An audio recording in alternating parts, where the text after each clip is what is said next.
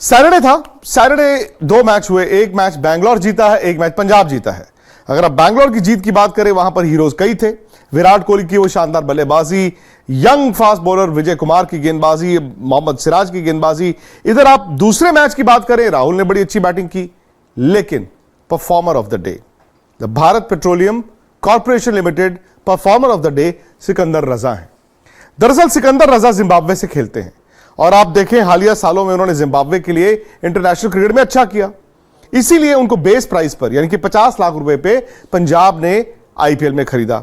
अच्छा, इससे पहले सिकंदर रजा थोड़े थोड़े एवरेज से चल रहे थे, बल्ले के साथ कुछ कमाल नहीं किया, गेंद थोड़ी बहुत कर लेते थे। हालांकि जज्बाती खिलाड़ी के तौर पर सारे उन्हें देख रहे थे, वो फील्ड पर काफी एनिमेटेड रहते हैं, एक्साइटेड रहते हैं।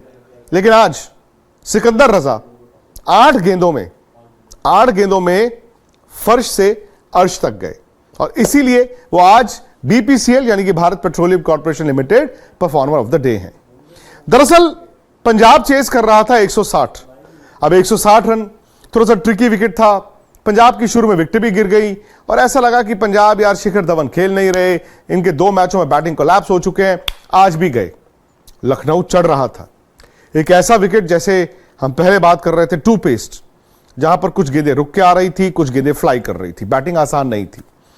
पंजाब की विकेटें भी गिर रही थी और रन भी नहीं आ रहे थे और जो रिक्वायर्ड रन रेट था वो तो बढ़ता ही जा रहा था।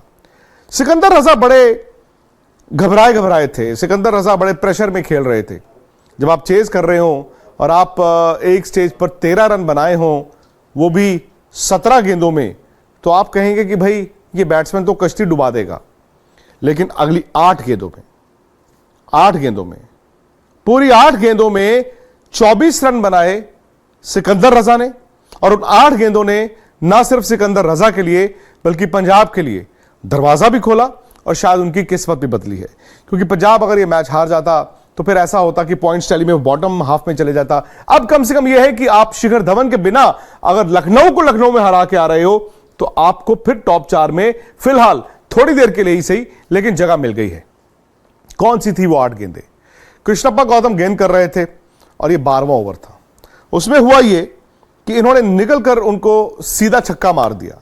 तब तक सिकंदर रजा के गेंद बल्ले पर नहीं लग रही थी, उन्होंने सिर्फ 13 रन बनाए हुए थे, वो भी 17 गेंदों में।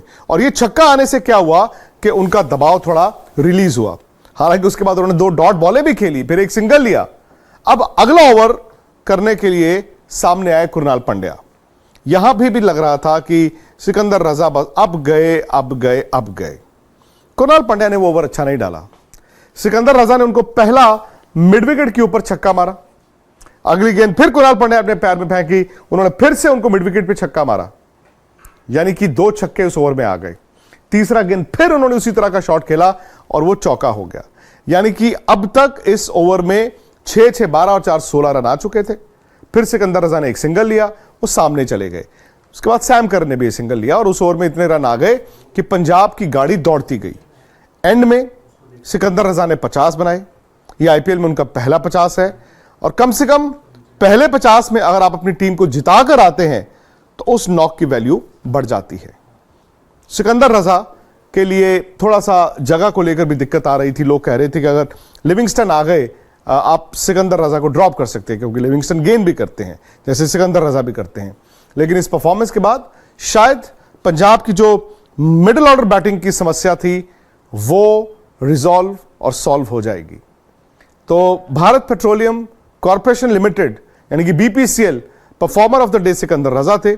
हर रोज हम इसी तरह आपके साथ जुड़ेंगे और उस दिन के हीरो की कहानी आप तक लेकर आएंगे।